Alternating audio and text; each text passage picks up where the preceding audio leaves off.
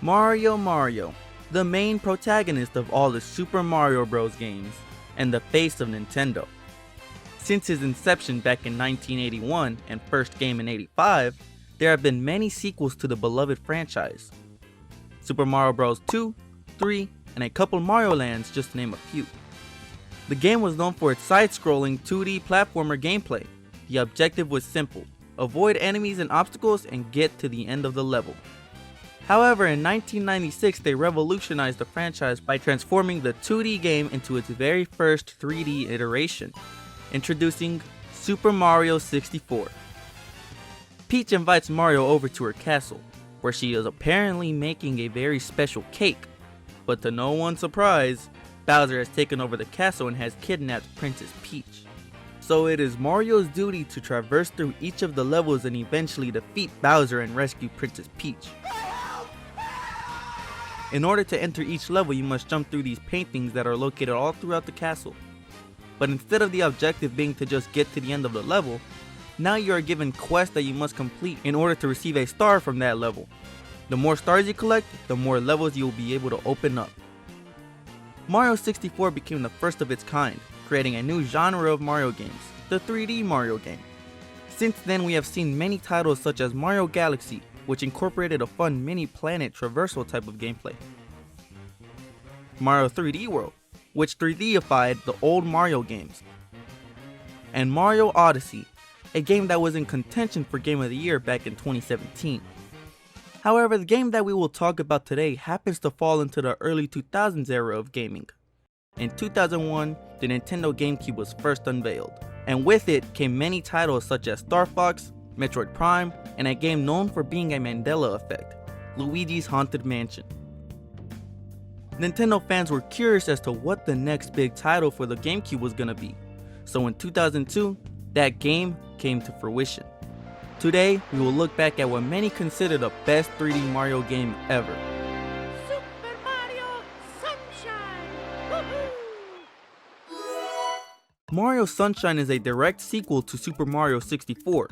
Mario, Peach, Toadsworth and company are headed on a vacation to Delfino Isle. However, their vacation is immediately interrupted by a strangely colored goop that is blocking the airstrip. So Mario takes it upon himself to resolve the issue. This is when he comes across the game's core new gameplay mechanic, FLUDD, who is essentially a water hose mechanism used for both water spraying and water hovering. It is also sentient.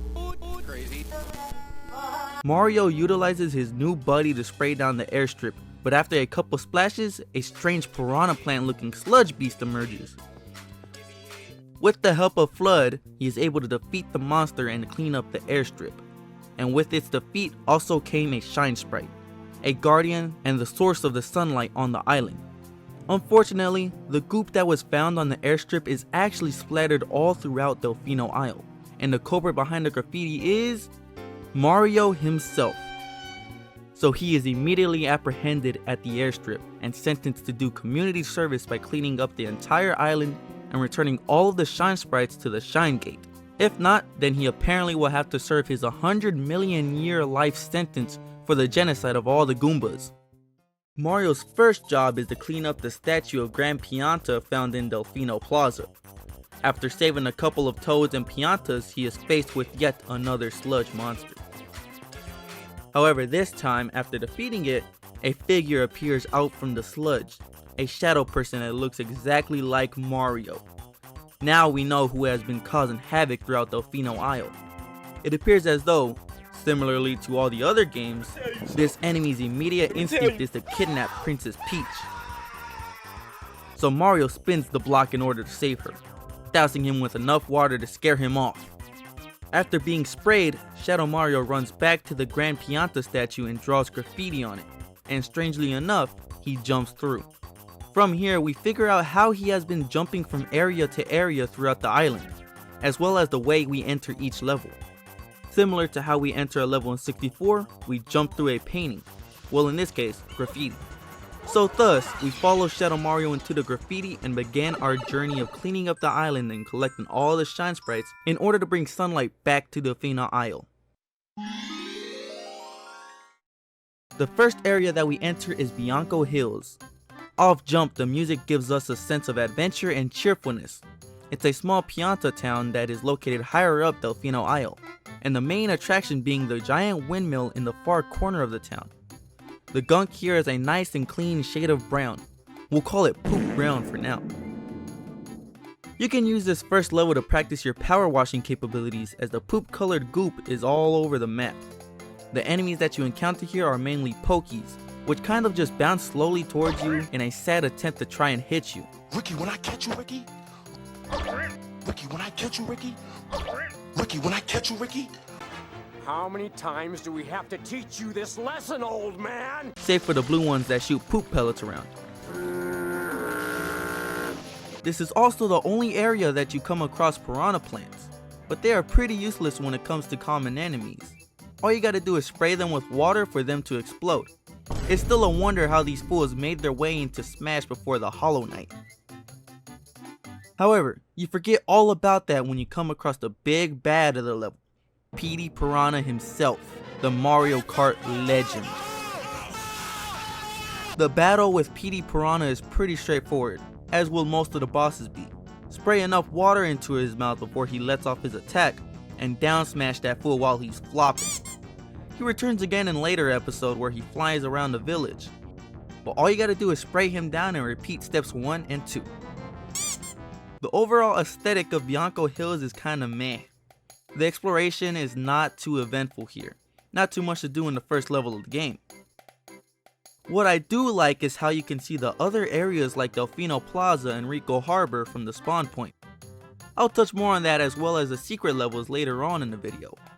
The only other thing that stands out to me is the windmill and the sails that are in the center of the town. Perhaps these sails indicate the very glorious history and piracy for the native people of Delfino Isle. After collecting 3 shine sprites and defeating another sludge monster, you now have access to the second area, Rico Harbor. We find ourselves at a cargo harbor where the Piantas transport their goods in and out of Delfino Isle. But the vibe of the OST here gives off that feeling that you're on a cruise ship adventure. The cranes and moving platforms here take up a majority of the level. Mario will have to maneuver his way up and around these moving parts throughout a couple of the episodes. I find these platforms to be annoying at times, seeing as that the controls of Sunshine can piss me off at some points. And falling off means climbing all the way back up. But other than that, the harbor has 2 other recognizable landmarks. One being the helipad at the end of the area, and the other being the cargo ship itself where you can find the Captain Pianta. I don't know, I just got here. The shade of goop here is a black ink substance, similar to what squid excrete. And well, lo and behold, the main enemies that you see throughout the harbor are rip-off Squidwards, and they ain't handsome. These fools riddle the upper deck of the platform area, blocking the path and spitting their excrement at you. There are also enemies named clambers that quite literally clamber onto the fences that Mario has to climb up. The only way to kill them is to be on the other side of the fence and smack them away. The boss you fight in Rico Harbor is a giant gooper blooper. You defeat it by avoiding its tentacles and cleaning its nose so that you could pull it and send his ass back to the ocean dimension. Yep, I'm flying through the air, this is not good. The level is pretty hit or miss when it comes to level design. Many fans love the crane platforming portion because it reminds them of Mario 64 level design.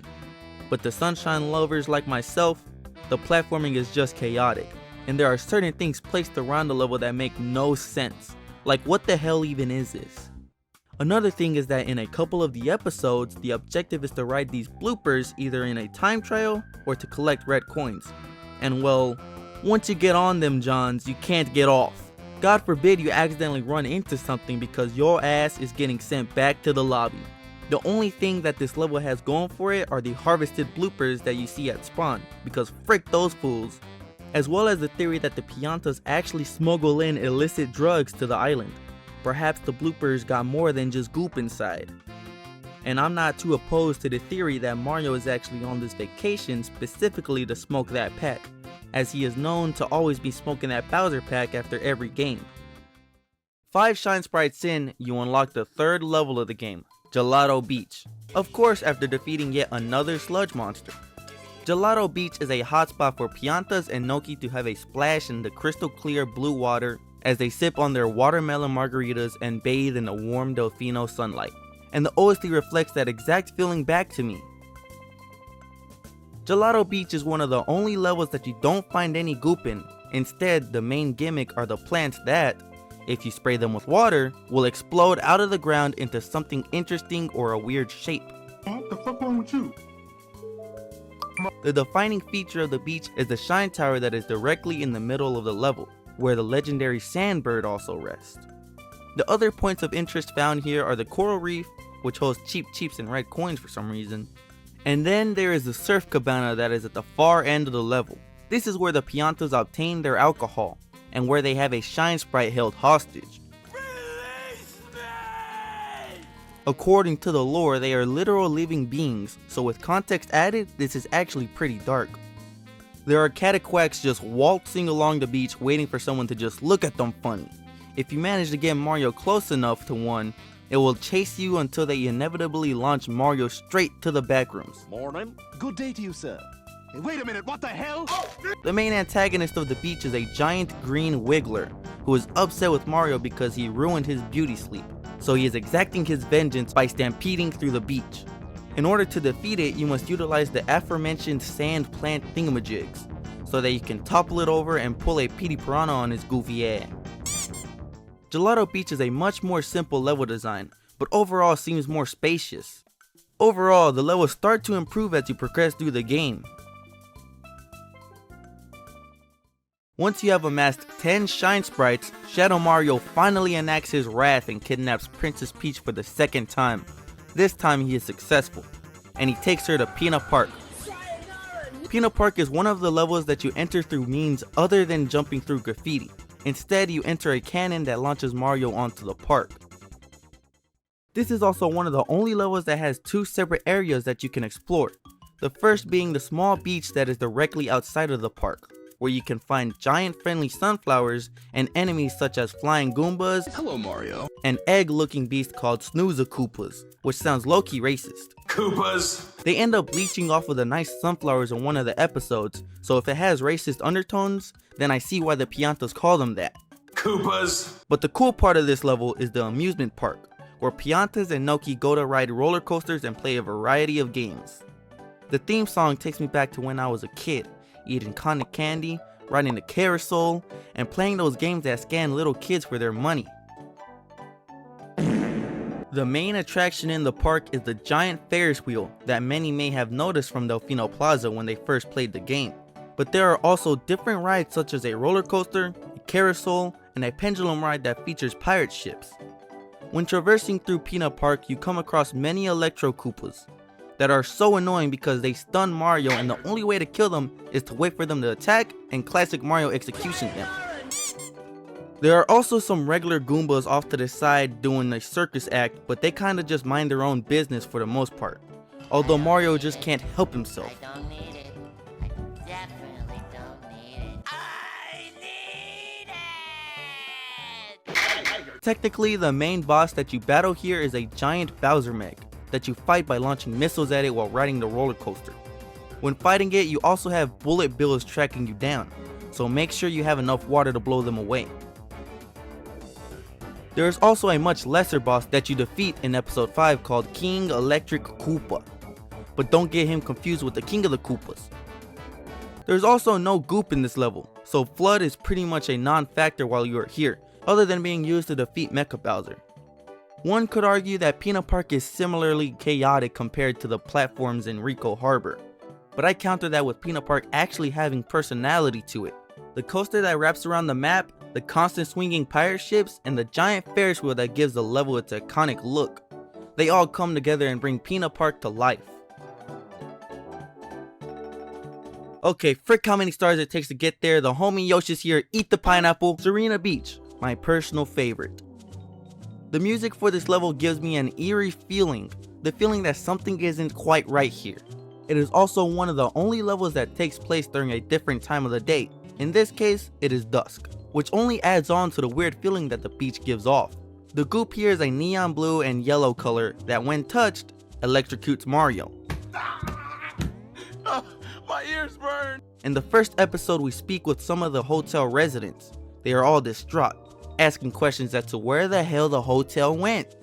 We then speak to the hotel manager. Apparently the source of the blue goop came from some strange manta-looking silhouette that splurges all over the beach. As a result of its onslaught, it has buried the entire hotel under all the goop. We finally see the ghostly shape of a manta appear, floating towards the hotel. A paper-thin beast that when sprayed with water, splits into smaller forms of itself. In order to defeat the manta, you have to continue splitting it up into smaller and smaller versions of itself, eventually to the point that it disappears into nothing, all while avoiding the electric goo that the smaller mantas continue to leave all over the beach. Finally, after defeating all the tiny mantas, the hotel emerges from the goop. Like how Pina Park was set up, you now have access to the second area of the level. The hotel soundtrack gives off that Hawaiian tiki type beat with creepy undertones. Well, the reason it's so creepy is because the primary enemy within the hotel are boos, which is quite reminiscent of a certain someone's haunted mansion. Exploring the hotel is pretty cool because you have access to many different hidden passageways and puzzles that you must complete in order to enter an unsuspecting resident's room. Oh, I was actually coming out here to pick up a cupcake. The boos can be invisible or be cosplaying a coin, but the simple solution to their infestation is the homie Yosh. Many say Tom Brady is the GOAT, others say it's Ash Cash, but to me, I'd have to take the homie Yosh. Bro can swallow anything that enters his path, and that includes these pesky boos. Come get you some crunchy, boy. As you progress through the episodes, you eventually unlock the third area of the level, the casino. Guess Mario heard that 99% of gamblers quit before they hit big, so he took it upon himself to get his coins up, not his funny up. It's a me, a Mario. You got a couple of slot games that you can play and a puzzle game that unlocks a secret level, but the main attraction here is the giant roulette wheel in the center of the casino. But Mario notices something odd in one of the episodes, a purple spot on the wheel. That's right, the main boss we battle in this level is King Boo himself, as if Luigi couldn't get the job done himself. You defeat King Boo by utilizing RNG to spawn fruit. Throwing a pepper into his mouth will get him to start going bonkers. Then follow that up with throwing fruit into his mouth to stun him. Okay, it's got a little kick. Do this 3 times and you send him back to EGAD. He needs some milk. Like I said, this level is my personal favorite because of the eerie vibe that the place gives off and how they utilize secret passages for exploration. And the beach itself looks so cozy, as if you spent a long day out having fun and are now coming back to the hotel to finally rest and enjoy the sunset. Noki Bay. The way that you enter this level is quite simple. Just stand in the middle of the glowing light rays and look directly into the sun. Then boom, you are in Noki Bay. Noki Bay has got to be the most unique looking levels on the island. For the most part, it is just water and cliffs that you can climb, as well as ropes and conch shell doohickeys extending into the sky. There are 2 types of goop that you find here, the first being a pink and orange shade of goop that is actually the same kind of goop that is present on the airstrip when Mario first arrives. The second and more major goop is found mixed in with the water of the bay. Interestingly enough, we actually see a familiar enemy in this level. The Gooper Bloopers have returned to exact their vengeance on Mario. So wait, if the Gooper Bloopers are here, that means... Oh no, this can't be. That's right, the giant blooper has returned for the 3rd time in the game. Oh, brother, this guy stinks! Which isn't surprising since Super Mario is known to reuse bosses. Well, you know the drill. Yep, I'm flying through the air. This is not good. After doing all these side quests for Grandpa Noki, we finally figure out where the source of the purple goop is coming from. So he sends us down to the floor of the ocean to resolve the matter. Here, we meet the true big bad of the level, Eely-Mouth. It appears as though he has been boycotting the toothbrush and has allowed his teeth to turn a disgusting shade of purple. Thank the shines that Mario is also a certified doctor, which also essentially boils down to being a dentist at the end of the day. So first we must confirm the time. Excellent. It's time to go to the dentist. Mario utilizes his hover nozzle to clean Eely's teeth, revealing all of his pearly whites, as well as a couple of gold veneers. After cleaning his teeth, the water in Noki Bay finally returns back to normal. Noki Bay is a peaceful oasis for the Noki people to reside comfortably among the many maze-like cliffs and randomly placed conches. This level is definitely the prettiest of the levels, and the vibe seems very peaceful, especially considering there really aren't any enemies that wander here. However, the placement of the area seems a little sus. Why is it completely separated from the rest of the villages? Is there some sort of race war going on between Piantas and Nokis? Finally, Pianta Village, one of the coolest looking areas in the game. The village sits on a plateau that is held up by giant trees that grow from the center of the earth apparently.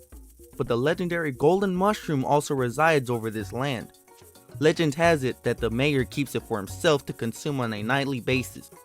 Apparently it takes them to a place called the Rainbow Road. Which brings me to my next point, the music of Pianta Village. The mayor always finds a way to keep the Piantas crunk. Something is always going down, whether it be the annual Fluff Festival or the monthly sacrifice to the Abyss. You just know the Piantas are gonna be boogieing down. The goop actually takes a major role during Mario's time in this level. It is an orange lava colored gunk that burns Mario's behind when he touches it. He needs some milk. You often are having to clean up insurmountable amounts of this goop so you could freely explore the village. The only enemies that you encounter here are chain chomplets, but only for the first episode. It seems as though they have gotten loose and are hot-headed, leaving trails of that lava goop behind as they bounce around the village. So it is up to Mario to literally cool them down. A few episodes in and you face the real deal, an even more heated and angrier Chain Chomp. Bro hasn't had a bath in days, so yet again, Mario is called to the stage. All you gotta do is splash him with a little bit of water and then drag him all the way to the hot springs that is located in the far left corner of the village. Pianta Village has a unique feature that none of the other areas on Delfino Isle have. The abyss that leads to the center of the earth is actually an insta-death zone. Here you see a strange chain of platforms that connect to one another, hanging just beneath the village. There are a few bouncing mushrooms that you see under the village that Mario could use to get under the plateau, as well as various gates that are found in the village itself that allow access to the hanging platforms. Other than a couple of 1-ups and access to the secret level of the area, this underground portion is pretty useless. There is literally no reason to explore this place unless you want a quick ticket back to the lobby. The only good thing that comes out of it is an excuse for the mayor to throw another celebration for your sacrifice to the Abyss. Now that we have discussed all the areas of Delfino Isle, not including Corona Mountain, let's talk about Delfino Plaza itself. Delfino Plaza is the lobby that Mario is booted out to every time he dies or in certain cases doesn't beat the time trial. It is also the main area that you can explore, with many hidden treasures lurking around every corner. The levels that you enter throughout the game are not only the places that you could acquire a shine sprite. Scattered throughout the plaza are challenges that you can take on in order to earn a shine, or secret passageways that give you access to hidden shines. The gathering place for all these shines is also the most important thing you can see in the plaza, and quite possibly the whole island. The Shine Gate is a giant tower that holds a statue of a shine at the top, a symbol for the people of the Isle of Peace and Sunlight. When you first see the gate, it is tainted with a black goop. Another reminder of what Shadow Mario has done to the island, as well as the Piantas that live there. Speaking of Piantas, as we explore the plaza, we come across different Piantas with different occupations. First and foremost, we meet the police force, who reside in the back right corner of the plaza. They are there to keep the peace as well as to keep a watchful eye on Mario as he cleans up the island. Looking back, why do they still suspect Mario of being the culprit when, during the Shadow Mario chase sequences, they literally see the Shadow Mario paint graffiti on the ground, as well as the actual Mario chasing right behind him cleaning up the mess? Listen, I'll be honest with you. I'm kind of retarded. I wouldn't be surprised if there was some controversy surrounding the police force in Delfino Isle. Perhaps some ACAB posters in certain Pianta homes? Or more convincingly, there is some defunding of the police going on, which may explain why there are only 2 officers out of the entire island that we encounter. There are also Piantas that sell various fruits to Mario which he could use to either do challenges or give to the homie Yosh as a sacrificial offering. There are tons of houses and buildings in the plaza, however there is only one that you can enter. In here you are able to speak to a Pianta about doing his challenge. It is at this point that you realize that the Shine Sprite that was being held hostage at the cabana isn't an isolated incident. Apparently there are other Piantas that have sick minds, stealing and using these shines for ransom, bait, or in this case as a reward for completing their 6th challenge. In order to save the Shine Sprite, Mario must destroy all the boxes in the building, Goomba style, before the timer runs out. There are more zany and wacky Piantas that you encounter in the game, such as a secret Pianta group known as the Chucksters, whose only goal in life is to chuck people hundreds of feet into the air. You can find one of these Chucksters atop one of the buildings. This Pianta in particular reminds me of those female cosplayers at anime conventions that charge people to sit on them. Like, who would want to pay to get sat on? Unfortunately, there are degenerates like that exist. That being said, how degenerate is Mario here? Bro is willing to pay to get chucked into the next building over. Thankfully it worked out in his favor because there is a secret Shine Sprite hidden in there. There are many other landmarks that you find throughout the plaza that also host the entrances to different levels that you can enter in the game. The Lighthouse, which gives access to Gelato Beach. The Red Cannon, that shoots you straight to Peanut Park. And the Shine Gate itself, which has the entrance to Pianta Village at the very top of it. But you may be wondering, what about that airstrip that we first landed on at the beginning of the game? That was a level 2, wasn't it? We got a Shine Sprite and everything. Unlike the other levels in the game, there isn't just a simple entrance on the wall, or a tube that takes you there. The only way you enter the level is by taking a ferry back to the airstrip in exchange for some coins. There isn't really anything worth that you can find here, as it is the smallest area in the game. Other than the airstrip itself and the little hut that I assume checks in guests, it is pretty much empty. However, when you arrive there on the boat, you could do the 100 coin challenge in order to get a secret shine, as well as a red coin challenge that gives you the same when completed. A really creative and interesting feature that Mario Sunshine has is the fact that you could see different areas of the island from various different levels that you enter. From Bianco Hills, you can see the Plaza, Rico Harbor, and Peanut Park. In Serena and Gelato Beach, you can see the Ferris wheel closer and closer depending on the level. You can see that and Gelato Beach from Pianta Village, further immersing the player in the world of Mario Sunshine. Now that we have discussed each of the different wacky and zany locations of Delfino Isle, let's talk about the gameplay and how it impacts how you play Mario Sunshine. First and foremost, we gotta discuss the camera work. It may have been ahead of its time back in 2002, but looking back, it's pretty horrid. Oftentimes the camera could move in a way that would get it stuck behind a wall, making it to where you couldn't really even see Mario. Flood was a very interesting concept, but wasn't utilized to its maximum potential most of the time. The water spraying was only necessary when there was goop to clean up, and for the most part it was pretty satisfying going around cleaning up whole villages and beaches. You had the option to spray water while walking, which could only spray what was directly in front of you, or you could shoot water stationary while controlling the aim. But combining the camera work and wonky controls was a difficult task in itself. There were also 3 other abilities that Flood had. The first was your default secondary weapon, the hover nozzle. The hover nozzle allowed Mario to be suspended in the air for a few seconds, whether it be to help get to a further away platform or to correct a jump that you did not mean to take. The glaring issue resided in the fact that it was just so freaking slow and useless. If you made said incorrect jump, the hover nozzle would instantly stop Mario's momentum, but it would take forever to just turn around and go the other way. Sometimes it would appropriately just hover Mario backwards, but other times it would slowly rotate Mario before finally being able to move to where you want to go. Keep in mind this is within only a few seconds of airtime. The second nozzle ability is the turbo nozzle, which gives Mario the ability to go. I can't stop. Honestly, there isn't much explaining to do here other than the fact it takes 10 business days to make a successful 90-degree turn, and you only use the turbo nozzle like 5 times during the whole game anyways. The only nozzle ability that is actually cool is a rocket nozzle, which gives Mario the ability to jump really freaking high.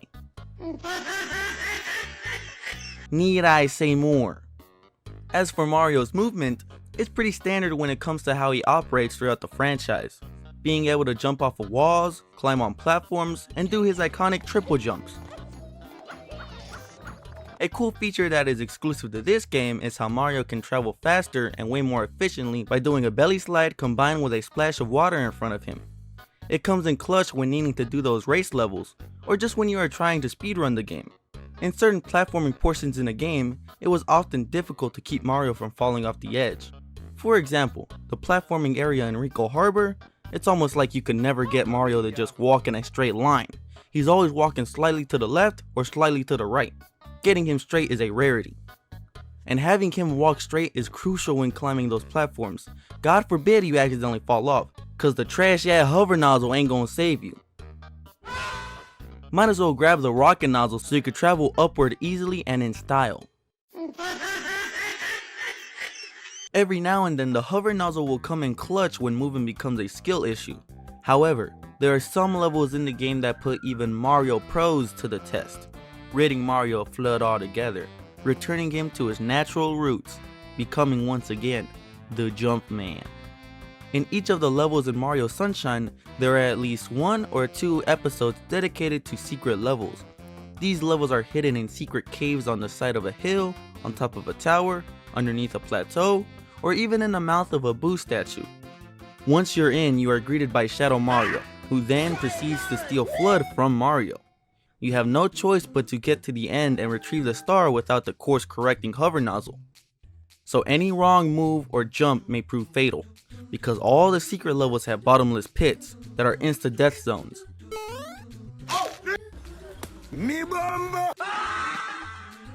For some reason, all that stuff I said about the camera work and Mario's sporadic movement is taken to the nth degree while you are in these levels. Moments where he just decides to not jump where you want him to. Other times when you stop moving him forward but he decides to take an extra little step and send himself straight to the shadow dimension. And controlling him while he is bouncing is one of the most difficult mechanics to learn in gaming. Many of these secret levels require precise timing and positioning. Let's take the Chuckster level for example. If you are 1 millimeter off center, you are getting sent to the gulag. And if you manage to miss the input to talk to a walking Chuckster, then you have to wait for them to walk all the way back around, just for you to misposition yourself and get sent back to the abyss. After so many failed attempts, you finally decide to adjust for Mario's extra steps. Well, you know what? The game decides to say nah, frick you, and throws a curveball by having you stand on a moving platform. But guess what? You better keep up with it, because if you are off by even just a little bit, thank goodness that you find 1-ups here, because if not for those, then all of your saved up stocks will be depleted by that one level alone. I know I have really only said bad things about these levels, but at the end of the day, they were specifically designed to be difficult and not give the player an easy route to the shine. Many fans love the challenge and thrive on the desire to master the level and complete it in the fastest time possible without falling. And the feeling that you get when you finally collect the shine sprite at the end is so rewarding, especially when it is a level that you struggled with for the longest. There are a couple of special secret levels that allow you to keep FLUDD, such as a secret level in Delfino Plaza that makes you utilize the turbo nozzle for one of those aforementioned 5 times. Another more iconic one being the legendary Sandbird level, where you must collect 8 red coins while also trying to avoid falling off of the Sandbird. Sometimes I think about how this game was intended for kids, yet they throw levels like this at you. Hey bro, watch your jet. Watch your jet, bro. Watch your jet! One of the biggest gripes that fans had with both Mario 64 and Mario Sunshine is the fact that after losing, dying, or even beating the episode, Mario would get booted out of the level and have to re-enter and choose each episode manually, opposed to just continuing to collect all or most of the shine sprites in one go. Which brings me to my next topic, the blue coins. In order to get players to explore the levels more or do more fun challenges, the developers hid blue coins all throughout Delfino Isle. Ooh, piece of candy. Many fans preferred the blue coin collecting method opposed to the shine sprite version. because it allowed them to stay in the level and collect all if not most of the blue coins for that specific area. Ooh, piece of candy. And in turn it felt much more rewarding. The blue coins weren't just for show either. Collect 10 and take them to the raccoons found in the hut that hosts Rico Harbor's entrance. Every 10 blue coins grants you 1 shine sprite.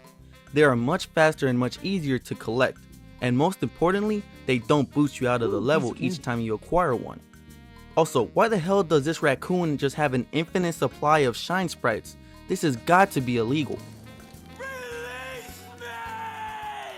There are a couple of important characters that we encounter throughout our travels in Delfino Isle. First are our travel companions. Obviously, we arrive with Peach, but you already know how that goes. Let me tell you. However, we are also accompanied by Toadsworth and several different toads. They yet again remind us why Peach is always getting captured in each of the games, because they are freaking useless. All they do is cry about us needing to save Peach and cry when they need saving themselves. All that Toadsworth is good for is getting some good old-fashioned Goomba practice.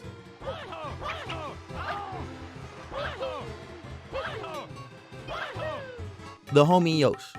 As many of you all know, Yoshi is the best character in all of Mario, and possibly all of fiction. That being said, he will come in clutch when you need him the most, getting Mario up to higher platforms, dissolving the yellow cheese covering secret areas, and having a goated soundtrack to accompany you while riding him. His only weakness for some reason being large pools of water. Piantissimo is the fool that you have to race in a couple of the episodes. He's a small dude that cosplays as a Pianta for some reason. There is speculation that he is actually from a game that hosts another face of Nintendo. The last character I'm going to mention is the sunglasses guy. You can meet bro in every level of the game. He yaps about you needing sunglasses but then proceeds to gatekeep until the time is right. But then when the time is finally right, we are disappointed to learn that it literally just dims the game down for you. So all of that effort for a slightly darker experience? Many people may not have noticed this, but after looking into the game files you can find out that there was originally a plan to have, that's right, you guessed it, Mario Sunshine originally planned on having the third Mario brother in the game. Hello, Mario. But ultimately scrapped it. Now enough of those interesting facts, let's get into the meat of Mario Sunshine, the story, which is as standard of a Mario game plot as it gets. Like I said earlier, Mario has been framed by this Shadow Mario individual, so it is up to Mario to clean up the island, return all of the Shine Sprites back to the Shine Gate, and capture this mischievous Shadow Mario fellow. Eventually, after being too preoccupied in other areas of the isle, Shadow Mario finally gets a hold of Peach and takes her to Peanut Park. There, we chase down Shadow Mario until we arrive at a large pool, where we are greeted by a giant Bowser mech. Finally, we discover the true identity of the Shadow Mario figure. It turns out to be Bowser Jr. Apparently, he has been gaslit by Bowser into thinking that Peach is his mother and Mario is a big bad man that stole Peach from them. We also discover that the person that gave Bowser Jr. the graffiti staff is none other than Professor Egad from the Luigi's Haunted Mansion series. Apparently he was trying to make a couple extra bucks, so he decided to give the son of the great evil king of the Koopas a super magical wand that allows for shape-shifting, teleportation, electricity, and fire capabilities. And most importantly, vandalism. Meanwhile, he's handing out water hose and vacuum cleaners to the main protagonist of each of the games he's featured in. So Bowser Jr. decides to take off with Princess Peach and leave her at Corona Mountain with Bowser. In each of the levels that you enter, there is one episode that is dedicated to tracking down and capturing Shadow Mario. In order to defeat him, you must douse him with enough water to the point that he can no longer move, but he doesn't make it easy. He utilizes his terrain and unironically also Mario's own movesets, making us look like the imposters because what the hell are these movements? She was a fairy. Anyways, after defeating him in each of the other 7 levels, he now has no other place to run, so he scrambles like an egg back to Corona Mountain, unlocking the path to get there. But as a last-ditch effort to lose Mario, he apparently sends a literal tsunami to Delfino Isle. What the hell did EGAD give this fool? So after talking to the residents and a few toads, we can swim our way to the entrance of the mountain, entering the final level of the game. The inside of the mountain is essentially a lake of lava, with an array of spike traps scattered along the path. You must carefully jump from platform to platform while simultaneously avoiding the spikes, cheeps, and falling into the lava altogether, because it is an insta-death zone. My ears burn. There is also a section of the level that requires Mario to enter a boat, but steering the boat is probably on par with the bouncing in terms of hardest mechanics to learn in gaming. There are rocks obscuring the path ahead, and 2 walls on either side of you. Tread carefully because even the slightest touch of one of these rocks will capsize the boat, sending you back to the start. When you finally get to the end of the lake, you acquire the goated rocket nozzle.